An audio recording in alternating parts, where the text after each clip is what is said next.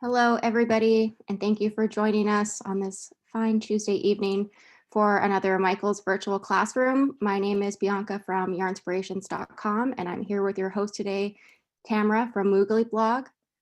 This evening, Tamara will be teaching us how to select colors for our crochet projects. I will be in the chat helping you answer any questions you may have, but just a heads up that the class is being recorded. So if at any point you find us going too fast or you'd like to rewatch any part, the video of this class will be posted to michaels.com/classes around 24 hours after the class is done. So with that all being said, I will pass it over to Tamara to get started. Okay, well, thank you, Bianca. Hey, everybody. As she said, I'm Tamara from Moogly, and today we're going to be talking about color. And I've got some general tips for you, and then I really want to dive a little bit into the color wheel as well. And then I've got a couple cool websites to show you today, too. So we're going to do a little bit of screen sharing. So bear with us. Technology is always fun and exciting, right? So first things first, let's dive into it. Let's talk about color. Now, we've all been at the yarn store before, right? We've wandered that yarn aisle at Michael or yarn aisles if you're lucky enough to have one of the bigger Michaels. And, you know, you're picking up those skeins of yarn, you're holding them next to each other. You're not sure if they go together. You're not sure, you know, if it's going to look good in your project. What do you do, right? My first tip, and this is my biggest tip when working in the yarn store, trying to pick out your yarn colors, is take them to the nearest window. Might be at the front of the store. Don't walk out of the store with the yarn without paying for it, but do try and get that yarn to a window, to some natural light. Same thing when you're in your own home. If you're lucky enough to have a yarn stash, not everything's going to coordinate, right? Take it outside, take it to a window if it's wintertime, wherever you can get some natural light on those colors. That's going to give you a much better idea of what those colors really are and whether or not they really do go together. I don't know how many times I've purchased yarn in the yarn store and got it home and realized that wasn't at all the color that I wanted. It wasn't the color I thought it was. It doesn't coordinate with the other yarn I had at home. So just always try and get it over to some light if you absolutely can. Some other general tips, I would say you can always use neutrals. Anytime you've got a main color you love and you don't know what coordinates with it, you've always got your black, white, gray, sometimes navy. Try it out. Jeans work with everything, right? Jeans work as a neutral, so sometimes navy or those blues work as a neutral as well. And then, of course, you've got your rainbow, right? Everybody knows the colors of a rainbow. You can always turn to that rainbow. If you're not sure, use all the colors. We do want to try, however, to stick to the same tint, tone, and shade. And we'll be talking about that a little bit more when we talk about the color wheel. Then, of course, you can start with a multi yarn, a yarn with lots of colors in it, and pull the other colors out from that. So let's go ahead and go to the overhead camera here so I can show you what I'm talking about a little bit.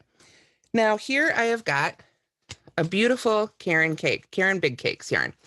You can see this one has quite a few colors in it. We've got 1, 2, 3, 4, it looks like 5 different colors in this one.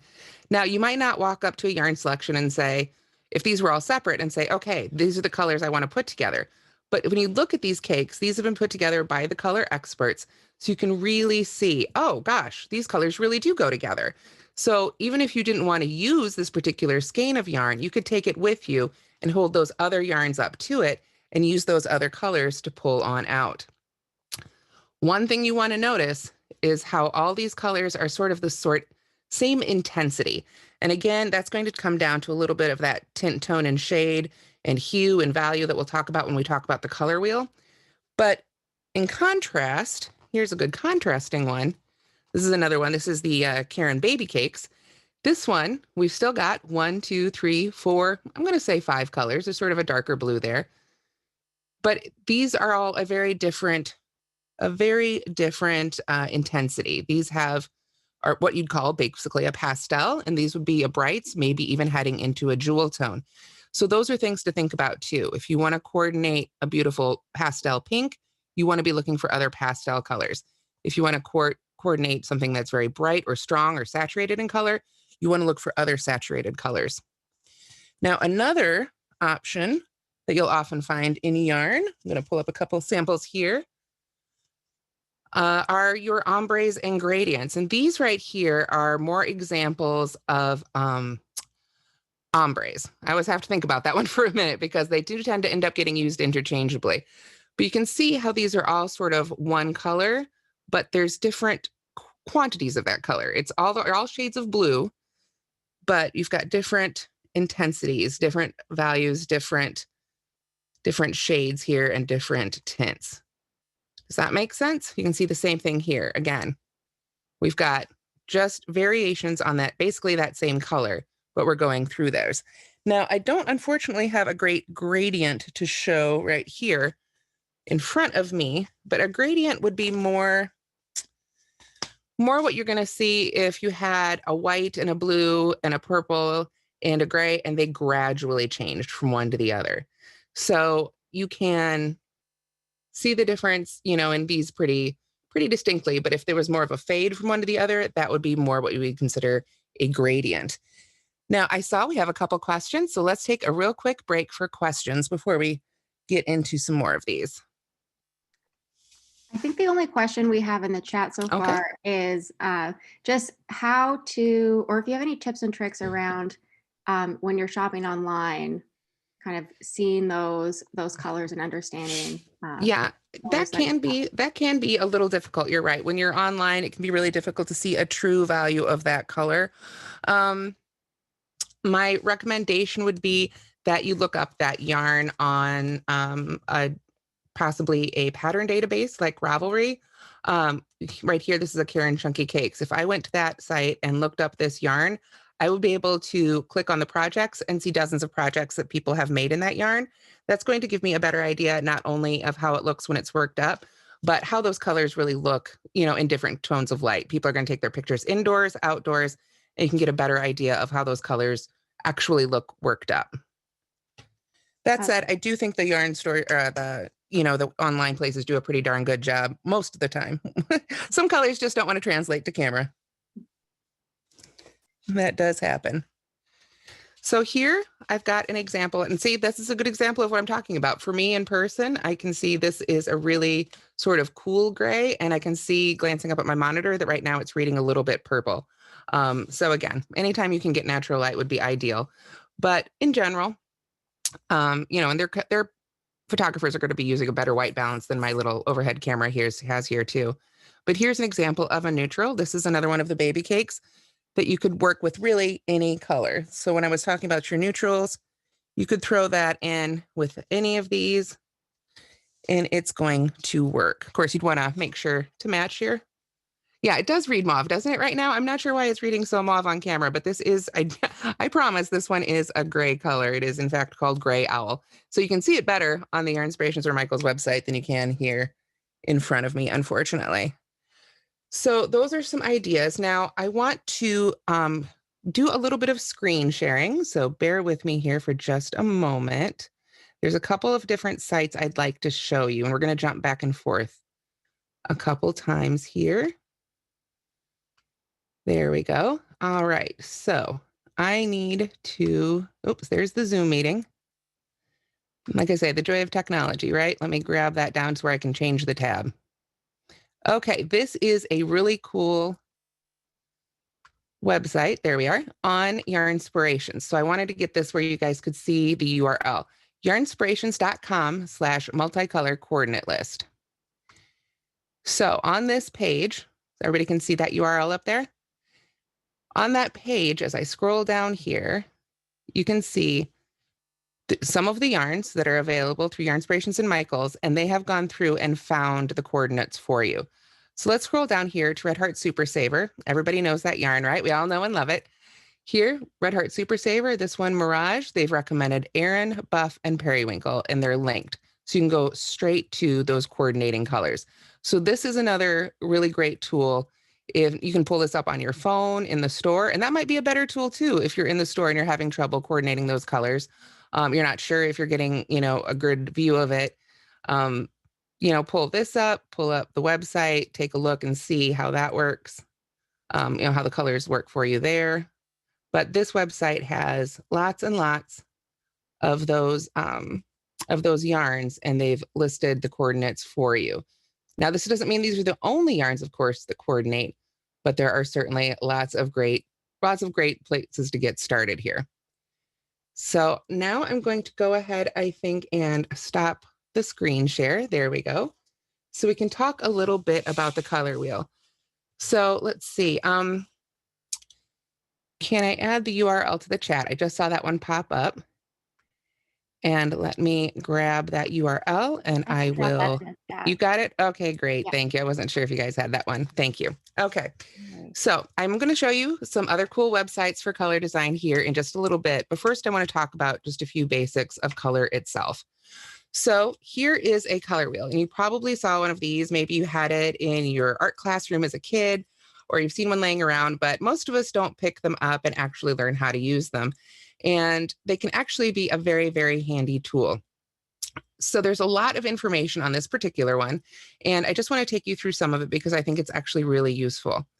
So color itself, what does that mean? We all think we know what color means, right? But it can be really hard to talk about color and talk about why things work together and why things don't without knowing a little bit more about what makes up the color. So when someone says hue, that refers to the actual color itself. What we all say, red, blue, green, yellow, that's the color. But that's the hue, that's the name of the color. Then there's the value, which is how light or dark it is. You can kind of see an example of that on the grayscale. We all know light and dark, right?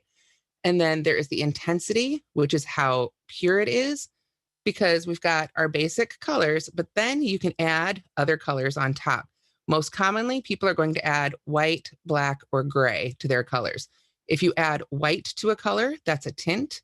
If you add gray to a color, that's a tone. And if you add black to a color, it's a shade. And you can see right here, for some reason, this wheel doesn't have one for gray, but it does have one for red, white, and it does have one for black. So what we do is we find a color. Let's find red. What happens if you add white to red? You get pink.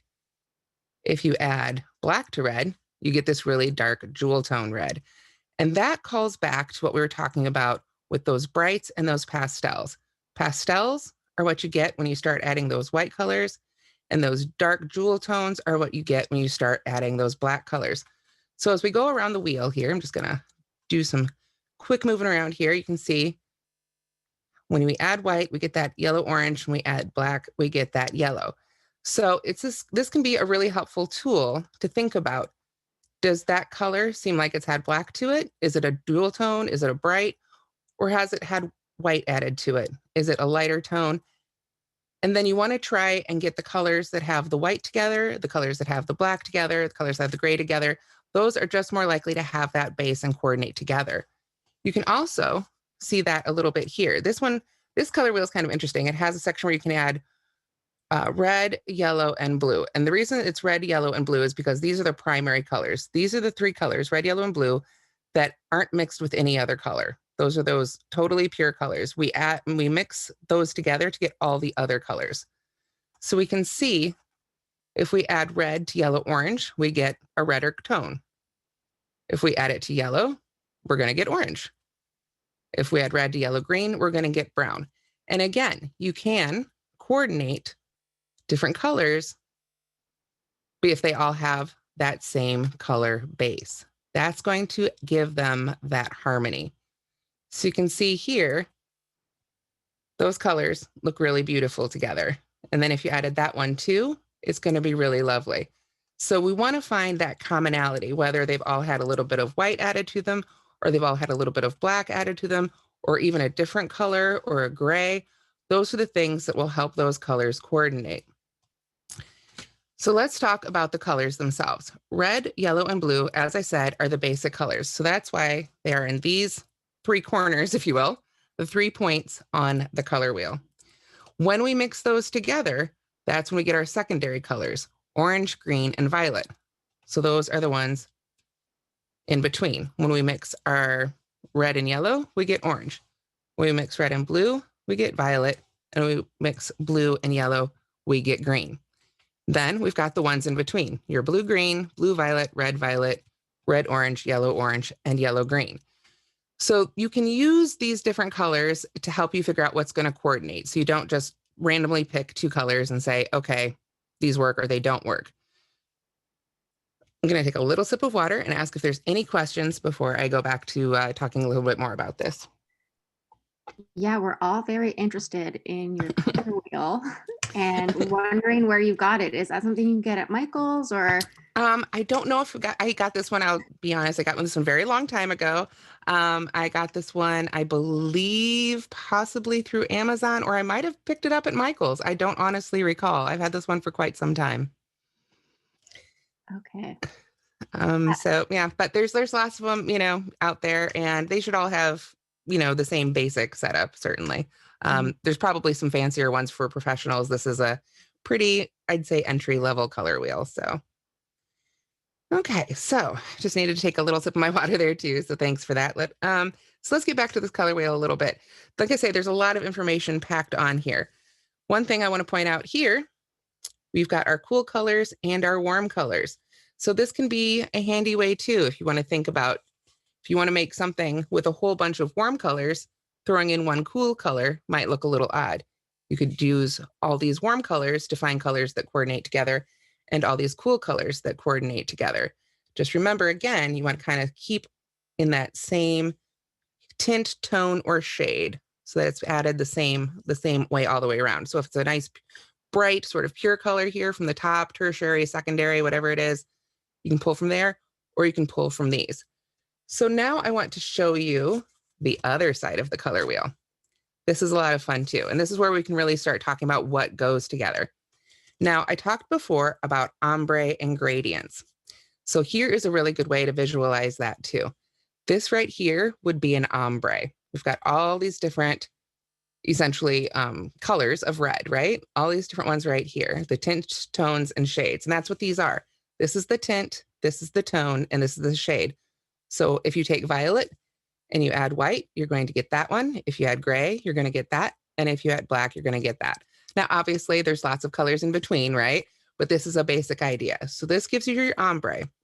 But if we go around the wheel, staying on the same track, so we'll say the tone, all the gray tones, that's going to be where you find your coordinates across colors. So you could choose to do something ombre, going up and down one color, or you can find that same tone, tint, or shade when you mix and match your colors. Now, how to mix and match which colors, right? Which actual colors do you want to find the same tints, tones, or shades from? That's what we've got right here in the middle. So let me get this aligned up here. You can see there's arrows right there that are going to help us. This is our pure color. We're going to just point it right up at red. If we follow the arrow straight down from red, that's green. That's our complementary color. Whoops, there it even says right there, complementary color. So red and green, classic combo, right? We all know those go together. Same thing for red, orange, and blue-green. Not a color combo you might have thought of off the top of your head, but they are complementary colors. So you can sort of use this to discover new colors, find old favorites. I grew up near Chicago, so I see orange and blue. I think Chicago Bears. And a lot of these are the complementary colors. That's how you get these iconic logos and all that sort of stuff. So you can absolutely bring that on into your projects. Yellow, orange, and blue, violet, complementary. So that is their relationship there. Then you've got split complementary. That's when you take this pure color or whatever color is up here that you want to use, point at that, and then you come down on either side of the complementary shade. So let's just go to yellow here, something we're all a little more familiar with. For yellow, the complementary color is violet. So yellow and violet are always going to go together. You could also go from yellow to blue violet and red violet, and those are going to look really good together too. Again, just remember that you want to be sort of on that same track around so that you get that same intensity, so you don't end up with a pastel and a jewel tone. There's also the triad, yellow, red, and blue, right? Our three primary colors, always, again, another classic, something you're used to seeing. They're all going to coordinate well together. Then there is there's fancy words for it, 4 or 5 tetrad. You can do 4 colors like this. We've got a little box here to help you see that. Orange, red, green, and blue, 4 colors that always go great together. So you can go monochromatic using any tint, tone, or shade of just one color. You can do complementary ones. You can find your triad, your split complementary, your tetrad. You can also just go what they call I'm not going to be able to say this word. I've been practicing and I can't say it. I give up. I can't say it. But using colors that are adjacent to each other on the color wheel. analogous. I can't say that word. I apologize. It's right there, actually, on the color wheel. Anybody who knows how to say it, go ahead and shout it out. But colors that are next to each other on the color wheel always go together too. So you don't have to jump across. If you've got your yellow and your yellow green, we can put it just halfway there and you can see those are going to look beautifully together here as well. If we turn it around some more, got more colors, more color combos that are always going to look great. So then, of course, you've got your complementary, your split complementary, your triad, your tetrad. You've got your key color. You can always mix with a neutral. And then if you want to have a whole bunch of colors, the professionals recommend that you stop at 5. So we've got a section of 5 here, 1, 2, 3, 4, 5. And they say any 5 colors that are all right next to each other on the wheel will work as well. So we can do these. If you want to split from your warms to your colds, you can find a halfway point here. Find 5 colors there that are all going to work beautifully together. Now, that is a rule that I will admit I have often broken myself. I will have 7 or 8 colors if I feel like they make a really beautiful rainbow. But that said, a lot of times I've thrown a neutral in there as well. So that is another way you can use this, is just turn this around and see which of those 5 colors, oops, get that glare off there, which of these 5 colors in a row appeals to you. So that is the basics of the color wheel. It is a really handy tool. It's got lots of other stuff on here too. We've got a grayscale to help you determine just how dark something is, to help you mix that up a little bit. But you can use this to just help guide you as long as you like those colors together. And I will say too, don't be afraid to break the rules. Honestly, as I was turning these around, this blue-green with added yellow and blue with, well, added blue, I think looks pretty good together. Let's find a different one where I'm not just adding something to the same thing. There we go. I think these actually do look really good together. To me, these don't seem like they're terribly off. So if you feel like you're really struggling with coordinating colors, you can really follow the rules strictly. But if you find colors that just really appeal to you and you like the way they look together, I do say don't be afraid to go ahead and do it. Put together the colors that you love for you. So let's go ahead and I'm trying to decide what I want to go over next. There's so many neat things I want to show you guys. Let's go ahead and go back to some screen sharing here. Let me hit the button. Always takes a moment. Let's see. While you're pulling that up, Sure. One, I think it's analogous. Thank you. I cannot say that word. Ravi in the chat had a nice kind of mnemonic, analogous. I like that. Analogous. I will have to practice it some more. It was just not coming in the moment. Sorry about that. Okay. Sorry, we're also wondering, once you've selected your appropriate colors, are there any rules of thumb for which one, the tint, tone, or shade, should be the dominant color and which ones are better used as accent colors? I think honestly, it's whichever one at that point appeals to you the most. Color is such a personal thing. There's all these color experts out there who, get paid big bucks to design logos and things like that. And at the end of the day, somebody is going to hate what they made. And somebody else is going to love it. And that's just kind of the way it goes. Color is a very personal thing. People have really strong emotional reactions to color. So I don't think there's any necessarily hard and fast rules, to be honest. There's things to guide you if you feel like you need help. But if you have colors that you love together, if a color you want to feature in your life, in your project, whatever it is, then you should absolutely run with it. So this right here is a site I wanted to show you guys. It's called designseeds.com. It's got a little hyphen in there. I was having trouble finding it myself, so I want to point that out. Designseeds.com is a really fun, inspirational website. I'm going to go ahead and scroll down here. Basically, I don't know why they started doing it, but what they do is they make these color palettes. They will take a beautiful photo and pull out all these colors from that photo. And so these can be a really great way, not only to find inspiration, you can come onto this site and start looking through some of the color palettes that they've put together, but I think it's good inspiration to use this sort of idea in your own life. For your projects, for room decoration, whatever you want to do, we can not only use their palettes, but we can create our own. So there's another really cool tool I wanted to show you for that, but I want to scroll up again one time and just point out that is designseeds.com if anybody wants to check that out. It's got some really great, coordinating colors and inspiration there. And then I have to move my whole little screen down here so I can change tabs. This is a site called PicMonkey, and this is a free photo editing tool that I use quite a bit. Let me move our little chat over here so I can see that I use quite a bit myself for work, for editing photos, for my blog and things like that. But what this website does, I need to move our little chat window out of the way a little bit here. But what you can do with this particular tool, I'm going to make this a little bit smaller, hopefully, so we can see it. There we go.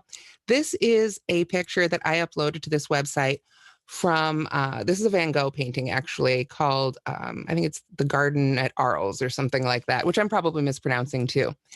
But what you can do, I'm going to go ahead and remove these little colors here, is I'm using their collage tool to find the colors in this painting that inspire me. This might be, it could be a picture of your family. It could be a picture of your backyard. It could just be a big, beautiful piece of art. It could be whatever it is, but this is where you want to pull your color inspiration from. Then what we can do is when I click on one of these little boxes over here, I can use the change color tool and grab this little sampler. And then I can just start running it over the painting. And that's going to start picking out those individual colors. So let's say I love this really dusty green. So in this square, let's try picking up maybe one of these oranges or something. Or we can just play with it, just run it over the whole painting. This artist has put together these colors. They're all, you can see, they really do. They all work. They really coordinate, whether I land on one of those reds, let's try that again, or a blue, or one of the darker colors. It's going to be a really pretty combo. So let's go ahead and grab that one. And then if we come up to this box, we can start grabbing a third color. So you could do this with 6 colors, 3 colors, 2 colors, whatever you like, or even if you just wanted 1 color. And you can find these beautiful coordinates.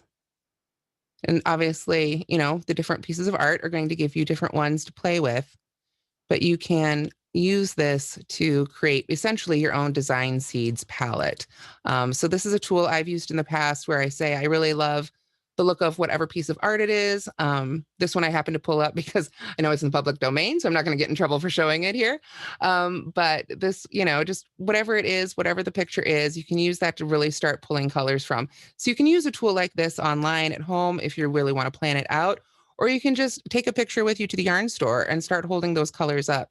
Because again, no matter where you go in a beautiful piece of art, generally those colors, if the art looks cohesive, then those colors are going to work for you. And they might just find your new favorite color combo. I think that one looks really pretty. So I think now I'm going to go ahead and hit stop sharing. Again, that was called picmonkey.com is the site I did this with. It's just a free online, there's paid versions too, but it's an online photo editing software that you can use to do this. Or like I say, you can just pick out those colors directly from the piece of art. So let's see. Let's go ahead and come back up to the face camera. Now, what I'm hoping we can do is share some of your great color tips and tricks too. For me, like I say, one of my favorite things to do, I'm going to get that so it's not right in front of my face there. One of my favorite things to do is either use a rainbow or find sort of a feature color and then add some neutrals to that with maybe one complementary color. But I'd really like to know too what you guys, what your favorite tips and tricks are for working together with color. So I love this one that just popped up from Shirley. She says, use paint swatches and combos from the paint aisle in the big stores. Absolutely. That is another great idea. If you think about it, when you get one of those long paint strips, that's basically an ombre, right? So that's a great way to get started there. Or you can pull out a bunch of those chips. I actually have I wish I'd brought it down now. I hadn't thought of it. But I actually have one of those big professional ones for Sherwin-Williams. One of those big ones like the painter guys have. A guy left it at my house, and so I have it. Keep waiting for him to come and get it back because I'm sure those things are expensive. But one of the things I've noticed is that it's a lot like the color wheel, where as you flip across those different the different strips of the paint swatches, you're going to get across there, you're going to see there's sort of a similar tint, tone, shade thing happening with a few more options in between. But you can really sort of use those paint swatches, I find, when I'm trying to coordinate colors for a room with paint, sort of the same thing. If I'm doing two different colors, I find that I want them to be at the same sort of level on that paint swatch. So I think that is, yeah, that's a really great everyday example of how we use sort of the color wheel. So let's see. Rabbi Wendy says, I look at swatches through my camera app on black and white to see if the values of the yarns. If the values are all the same, the colors will blend to each other too much and won't show up as well. That is absolutely another great tip. And that is one I've heard before and I didn't think about it. And that is a great one. I love that. Yeah, take a black and white picture. A lot of our phones, I was like, don't have to pull out the black and white film. Now our phones all have the black and white mode, right? And yeah, you can see if the colors, if you can't tell the difference in black and white, they might be too similar. You can really see the values of those tones together if they have sort of that same level of brightness a little bit. I love this one from Kay. She says a kaleidoscope also helps if you're mixing colors. I know, gosh, I loved kaleidoscopes as a kid. Maybe that was why, right? Patty S says, I look at the colors outdoors as they change with the seasons. That is another absolutely great tip. I know for me, some of my favorite yarns are the ones that really have all those colors of fall in them, all those beautiful oranges and reds. And, I mean, that's the great thing about yarn, right? A lot of times we can pick out yarns that do a lot of that color work for us. We've got this one right here is going to do all the color work for you for your project. But absolutely, yeah, look outside in nature. Beautiful ocean views. We've got that neutral, right? You've got that little bit of neutral brown, but then all those beautiful shades of blue and green that you can bring in. Absolutely a great tip. Thank you for that. So let's see. Chris says, I worry about mixing colors, so I usually stick to tried and true or one color in different shades. Totally valid. Like I say, that's a beautiful ombre, and we all know how popular ombres have been over the last few years. So Carmen says, I look at pictures of flowers and birds. Nature is smart. Absolutely. Yep. Anything you pull from nature, if it's flowers, beautiful floral scenes you love. I once designed a shawl based on actually a blackberry cake. Had some beautiful flowers. They had put on all these beautiful, like deep purple icing, and it really inspired me for that design. So let's see. Shirley Rodriguez, Coffee Brickle was a great cake for a fall sweater. Absolutely. That sounds really yummy. And Linda Hayes says, when I make scrap Afghans, I accidentally find strange color combos that look great together. That is absolutely a great tip too. I know there's one scrap Afghan that I've made totally from scraps, and I kept all my worsted weight acrylic, odds and ends, the little balls that you have. And so what I did when I wanted to turn them all into one big Afghan, but I didn't want to, have to plot out, probably 30 or 40 different colors at least. What I did was I separated out all the reds, the oranges, the yellows, the greens, the blues, etc., into their own little bag. Excuse me. And then I went through the rainbow. I started with the bag of reds, and I would close my eyes, reach in and grab a red. And so then I totally broke all the rules in terms of following tint and tone and shade, but it worked because I did a corner to corner, and I started in one corner and I just used up all my reds. And then I used up all my, my oranges and yellows on through. And I didn't worry about blending them together, but just having those big blocks, even with all the different tints, tones, and shades in there, it was a really fun way to work through all those colors. And I absolutely discovered a couple that I probably wouldn't have put next to each other otherwise, but they worked. So let's see. Lisa says, I like to look at photos of decorated rooms to see what colors are being used. Absolutely. I'll admit, if you have your lights on and it's nighttime and I'm the passenger in the car, I'm probably going to look. I love seeing how people have decorated their homes. Honestly, I'm one of those people who will go see, the house down the street if it's for sale. I have to know, how did they decorate? What colors did they use? It's always so interesting. So let's see. I'm sure I missed a couple here. So I want to scroll up a little bit. Let's see. So keep sharing them if you've got them. Let's see. And Laura has a great tip, or Laura or Lara, sorry. Tend to use different shades in the same family. Absolutely a great way to do it. And let's see. I think Elaine says you first picture what you're creating before you even decide on a color. Absolutely. And I love this tip from Elizabeth, fabric prints, especially quilt fabric. And that is another great tip. If you are in, in that store and they've got some fabric swatches or other things in the store, bring them over to the yarn aisle and carry them around with you and coordinate your colors based on those other projects and products. It could be a beautiful cake from the Wilton cake aisle. It could be a piece of scrapbook paper from over in the scrapbooking stuff. I know that's real. That's usually, near there somewhere. You can pick up a piece of paper, bring it over, don't wrinkle it, put it back nicely when you're done. But you can use that to pick out some colors too. So that might be really handy in your local Michaels as well. So let's see. I'm going to scroll up a little bit here and see if we've got some more tips. I think that was all of them from before. So now I'll scroll back down and see what we've got here. And let's see, Shirley says, I used to work in the supermarket, and product placement in the aisles on the higher end stores have to be appealing to eyes so they can sell. Colors are very important. They absolutely are. Like I say, there are some people who make some big bucks doing, just all this research on color and figuring out what it means to people and what emotional reactions it has. And that's why I say color is so personal. You really just need to, in the end, go with what's going to make you feel good. So I love this from Catherine. She says, when I see scrap Afghans made by others, I tend to love the surprise combinations of colors. Absolutely. And let's see. Oh, and Shannon, yes, this is a great one. Thank you for pointing this out. Sherwin-Williams has an app called Color Snap. It has lots of picks for color inspiration and palettes, and their site also has collections. That is a great tip. I was actually, now that you say that, I was just on there like 2 weeks ago myself, trying to pick out a new living room color. It is a great app, yes, if you want to have some mobile design and color palette inspiration there as well. So, okay, awesome. Thank you, guys. Those were some great tips. Go ahead and keep sharing those in the comments if you like. So now let's talk about what colors to pick, for individual projects. So for home decor, it's always nice to coordinate to the room, right? That is the easiest thing to do. Other than that, you can absolutely pick favorite colors. If it's a gift for a special occasion, their wedding colors, things like that. A lot of times, new parents will have nursery colors.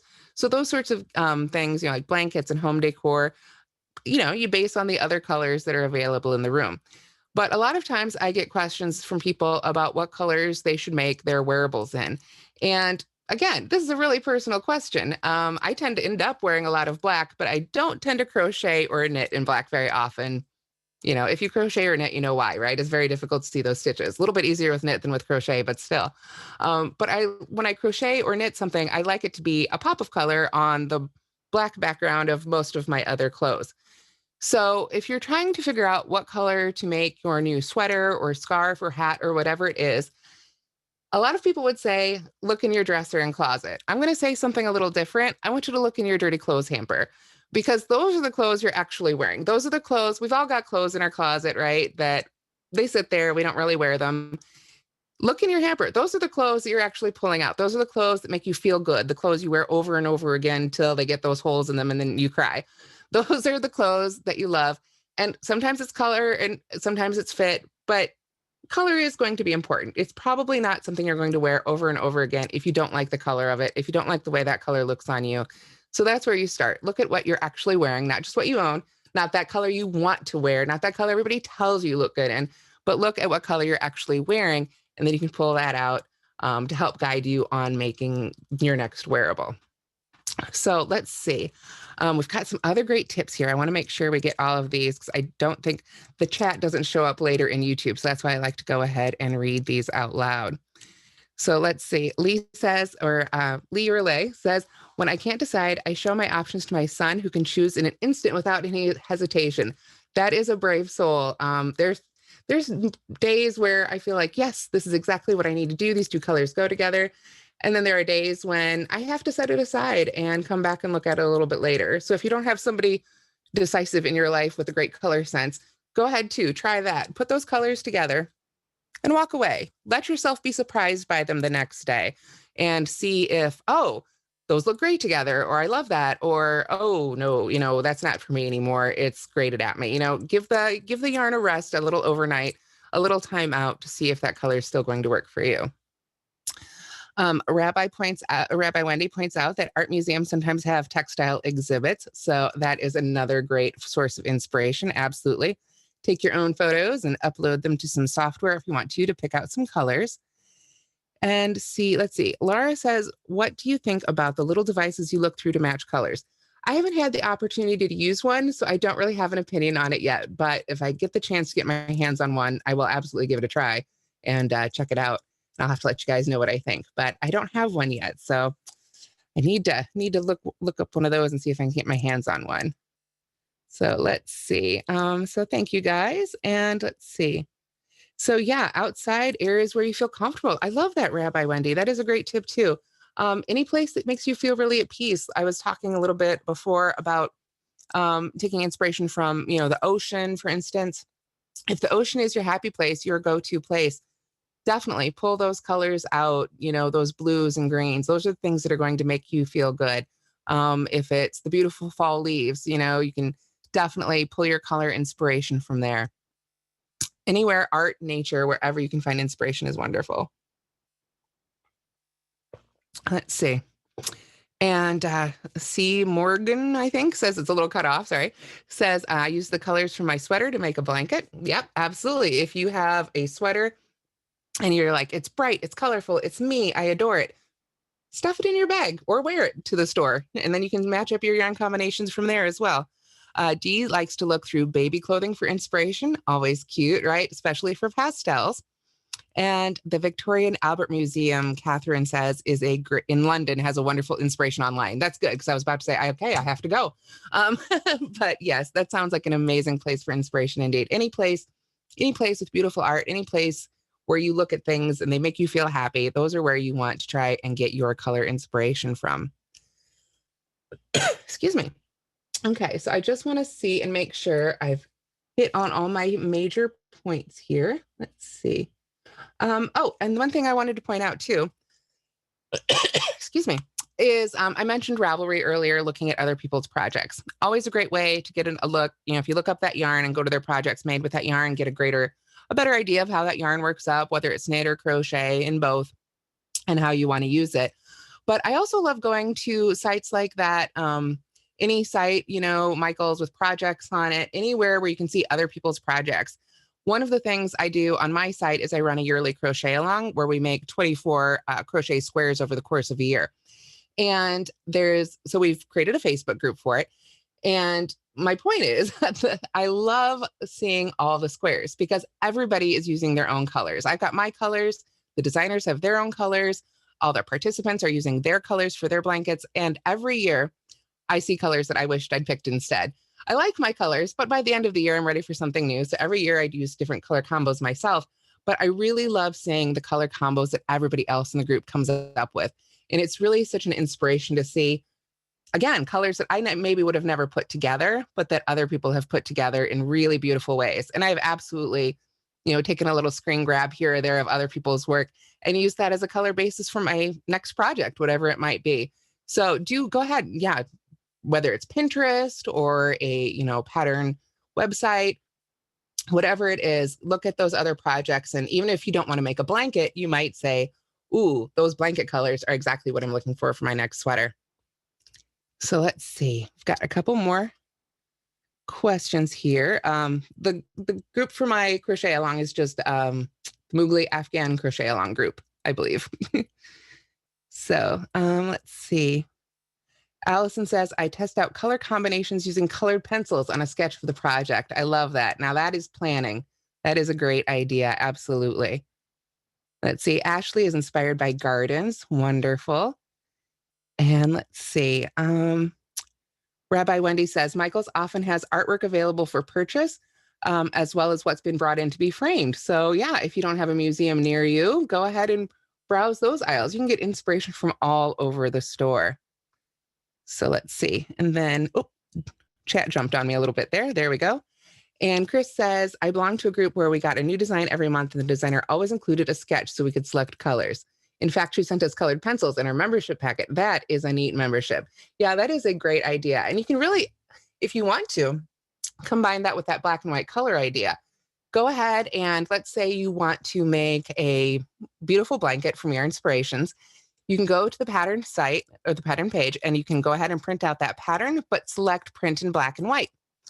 Most of our printers have that option. Then if it's printed out in black and white, as long as the colors that, in the original aren't too dark, you can go back in there with some markers or a little bit of colored pencils, whatever you've got, and just color right on over that picture of the item itself. If you don't have those great sketching skills, you can color right over the picture that you've printed out to see how those colors are going to lay together. That is another great tip.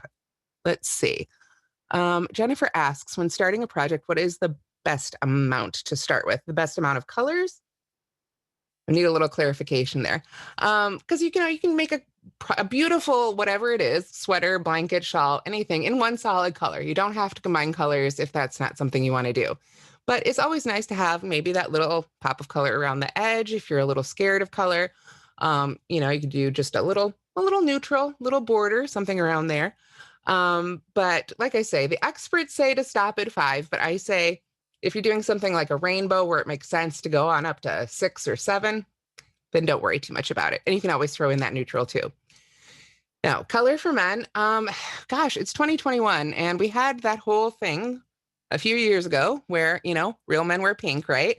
Lots of color out there. And of course, I think many of us know the story that originally pink was considered the boy color and blue was the girl color because pink was a derivative of red. So it was considered too strong for little girls, whereas blue was nice and soft and gentle. And of course, that's completely flipped. So I really feel like men can wear any colors they want to. And certainly there are lots of men who do. That said, if they're anything like my husband, they don't. There are certain colors that they love to wear. And again, so if you're crocheting for a particular man or knitting or crafting, sewing, whatever it is, I would definitely recommend kind of the same thing. Don't necessarily look in his closet because that's the stuff, that's been bought. Look in his hamper if you can, if you have access to the hamper, and see what colors he likes to wear. For some men, that's going to be a beautiful lavender. For some men, that's going to be, olive drab green from back in their army days that they still wear. So I think that's one of those ones where it really just does depend. Depends on the man. You're usually safe with a neutral though. I will say that. Let's see. So we've got a couple questions here. So let me just scroll up a little bit here. And are there colors that are best with certain colors to make it pop? Well, it's, I want you to cast your mind back a little bit. On TV shows, we still see them, but those traditional granny square blankets, right? Every TV show, when they want to make it feel homey, throws one on the back of the couch. And a lot of the ones from the past had either a black or a white background. They had that black sort of background to the square with the really colorful centers to those granny squares. And those black backgrounds definitely made it pop. You couldn't argue with it, right? Any color usually paired with the black is really going to pop and stand out. Now, if it's dark royal blue or a navy, less so certainly. But you can pair things with those neutrals, black and white and gray. For me, if I really want one color to stand out, I'm not going to pair it necessarily with another, color. I'm going to pair it with a neutral. So let's see. Angela, I'm so glad to see your son wears all colors. I have 2 sons and one, I think, only wears black and green. That's just him. So maybe someday. Let's see. Elena would like suggestions on how to pick colors for a temperature blanket. This is going to depend on where you live. Where I live here in Iowa, we have temperatures all the way from -40 to 100 and probably 105. So I would need lots of colors, or I would have to have really big sections. So again, it kind of depends on your weather, how many colors you're going to need. I think rainbows are always a great option because they sort of represent that weather scale we're all familiar with, right? Cold is blue, hot is red. So you can kind of use the rainbow itself to represent those colors, getting that purple in there when it actually gets down to -40, right? Or, 10 degrees if you're somewhere like Florida. So you can, just think about what colors you want to use. It's going to be a home decor piece. So you can use whatever colors you like. Odds are you're probably going to want to have at least 5 just to represent that range, unless you're showing off because you live in Hawaii and it's 80 degrees all year round. So this would be a great opportunity to, really, you could explore one of these ombres if you wanted to. If you wanted to make an all yellow blanket, you could, start out with like more of the deep mustardy colors for when it's hot or when it's cold and then go up the other way. But if you wanted to have your 5, then you could pull out your color wheel and use that to really help you try and pick 5 that are all let's see, hard to turn it backwards there. Pull 5 that are all next to each other is going to be your best bet for if you want to have 5. If you want to do 4, then you could do one of these schemes like here. If you want to do 3, you could do a split complementary, or of course, just your basics, red, blue, yellow. Temperature blankets are tricky. I always have trouble with those because, like I say, everybody's temperatures are different. You're going to have people who live in Florida versus people who live in Minnesota, very different temperatures over the course of the year. So let's see here. Let's see. Rabbi Wendy says public libraries often have craft sections with needlecraft books available. Another great place of inspiration, absolutely.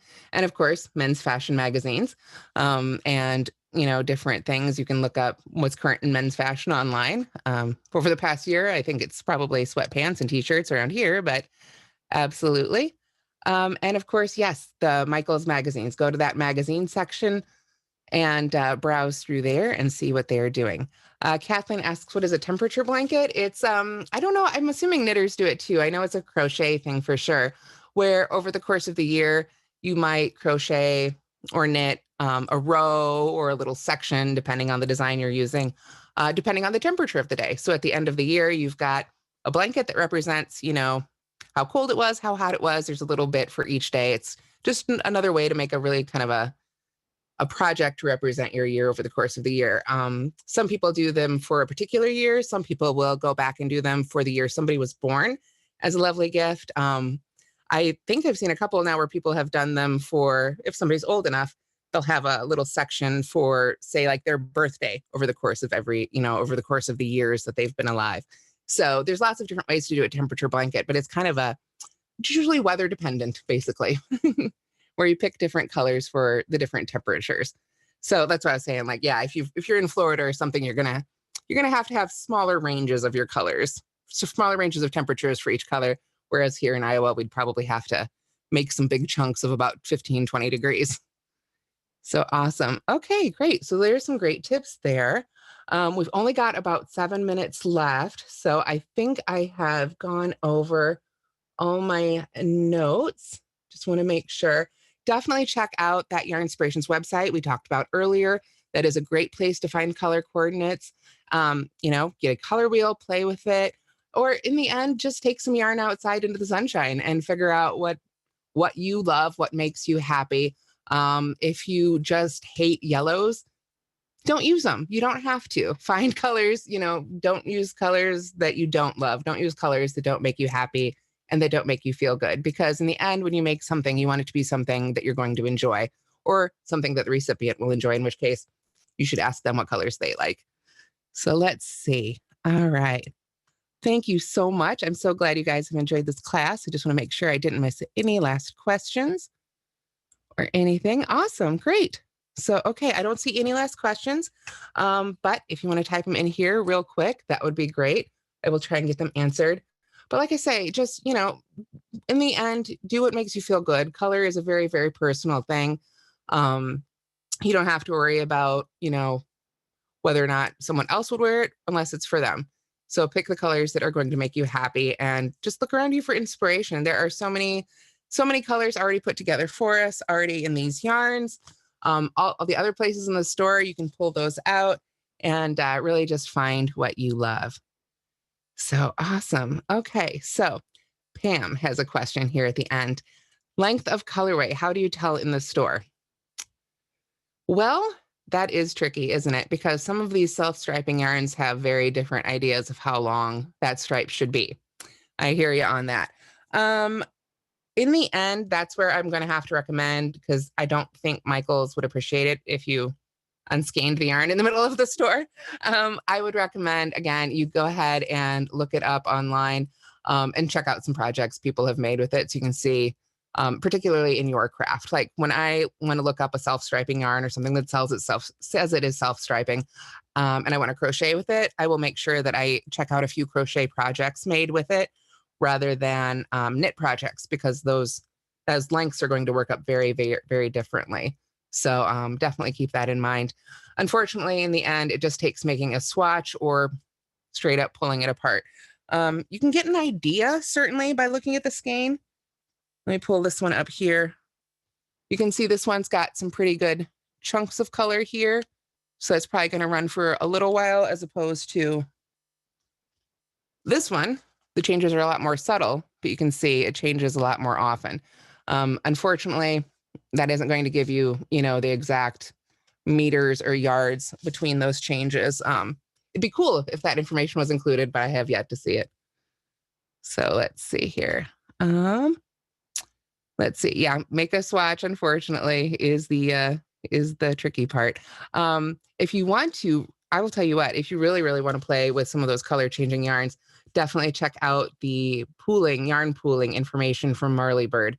She has some great classes and information on how to do color pooling, where you can use these self-striping ones to make, I don't know about that one in particular, but you can use different self-striping yarns to get some really cool yarn pooling effects.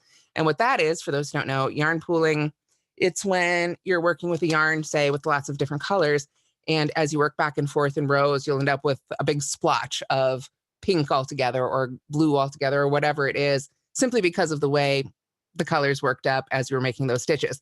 And she can teach you how to use that really intentionally to create really cool sort of like argyle patterns with those. So definitely do check that out if you get a chance to think about that, or check that out. Let's see.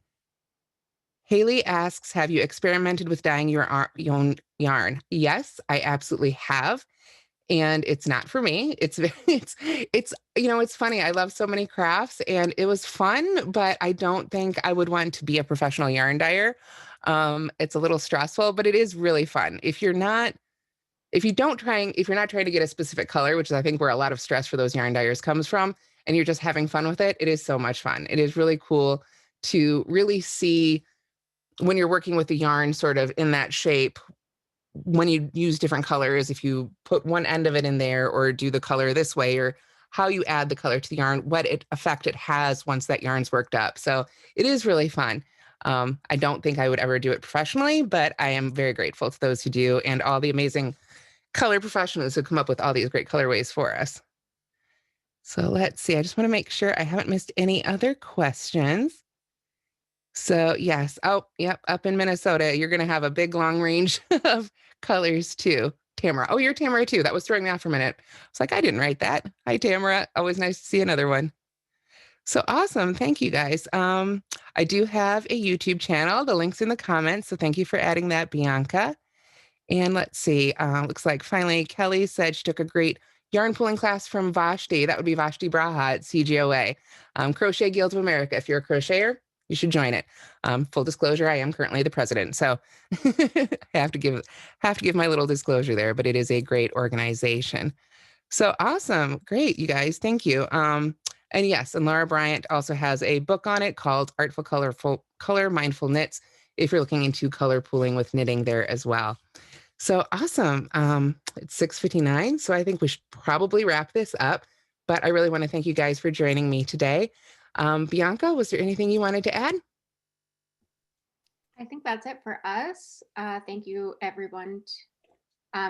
We'd love to see your colorful projects. If you use hashtag make it with Michaels and hashtag Yarnspirations. And Tamara, where can they find you online? Well, I am at mooglyblog.com. I do have a YouTube channel, just Moogly. That's Moogly. If there was time, I'd tell you the story of it, but we should go. But yeah, just look me up on Moogly. I'm on all the social medias as well, Moogly blog. And just tap it into Google and you'll find me. Awesome. Well, thank you guys so much. Thank you for joining me, and I hope you have a wonderful evening. Okay. And I am afraid we may have lost our Michael's host. Her screen is dark. I'm here. Oh, she's there. Okay, good. I was like, are we just going to be sitting here for a minute? So, all right. All right. Have a great night, everybody. Everyone. Bye, Tamara. Thank you. Thank you.